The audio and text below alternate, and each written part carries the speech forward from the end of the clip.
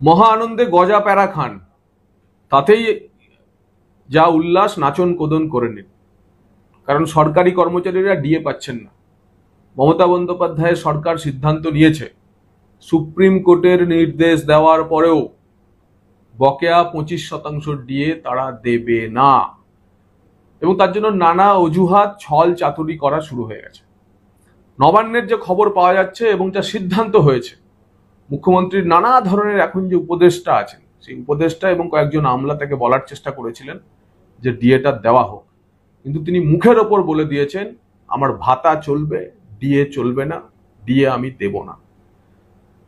এবং এর পরিপ্রেক্ষিতে 26-27 জুন সুপ্রিম কোর্টের বলে দেওয়া 6 সপ্তাহের সময়সীমা শেষ হচ্ছে আর মাত্র 3-4 দিন পর। এবং কি কৌশল নিয়েছে রাজ্য সরকার? রাজ্য সরকার আবার সুপ্রিম কোর্টে যাবে। রাজ্য সরকার আবার গিয়ে বলবে যে রিভিউ করুন হুজুর, ডিএ দেওয়ার আর্থিক সংস্থান নেই। যদি সুপ্রিম কোর্ট না শোনে, সুপ্রিম কোর্ট না শুনলে তারও বাহানা প্রস্তুত করা হয়েছে। সরকারি কর্মচারীরা জানেন যে আপনারা 1 জুলাই 2009 থেকে 2019 ডিসেম্বর পর্যন্ত আপনাদের ডিএ বকেয়া রয়েছে। রাজ্য সরকারের বক্তব্য হচ্ছে আমাদের কাছে কার কত বকেয়া ডিএ সে কোনো তথ্যই নেই। কেন নেই? না, কারণ 2015-16 সালে অর্থ দপ্তর নাকি HRMS human resource management system চালু করেছে।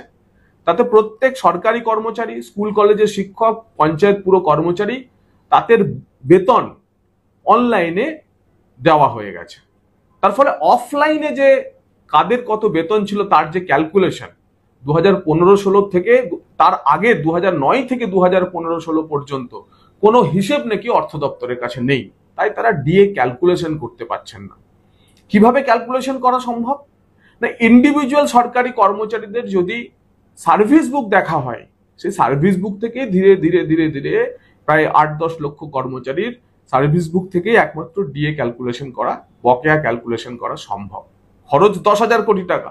এই 10,000 কোটি টাকা বাঁচানোর জন্য এখন সরকার সুপ্রিম কোর্টের কাছে গিয়ে নাকি বলবে যে আমাদের হুজুর ডিসেম্বর 2025 পর্যন্ত বা মার্চ 2026 পর্যন্ত সময় লাগবে, কারণ এই ডিএ ক্যালকুলেশন করতে হবে। 2009 থেকে 2015-16 পর্যন্ত কোনো হিসেব আমাদের কাছে কোথাও নেই, কোনো জেলায় নেই, কোনো স্কুলে নেই, কোথাও নেই। এই হচ্ছে আর এক ধরনের প্রতারণা। এবং এই প্রতারণা সরাসরি সরকারি কর্মচারীদের, যে সরকারি কর্মচারীরা এই সরকারের হয়ে ভোট করান, এই সরকারের হয়ে গলা ফাটান, তারা দেখুন যে কি সরকার চলছে।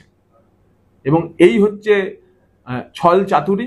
এক হচ্ছে আবার রিভিউতে যাওয়া, ডিএ না দেওয়ার সিদ্ধান্ত নিয়ে, এবং যদি কোনো রকমের সুপ্রিম কোর্ট বলে ডিএ দিতেই হবে, 25% ক্লিয়ার করে দিতেই হবে, আপনার 10,000 কোটি টাকা ভাতায় না দিয়ে ডিএ দিতে হবে, তাহলে সেক্ষেত্রে বলা যে আমাদের কাছে কোনো হিসেব নেই, কোনো কাগজ নেই। সেই কাগজ পেলে আমরা ডিএ দেব, সেই কাগজ তৈরির সময় দিন।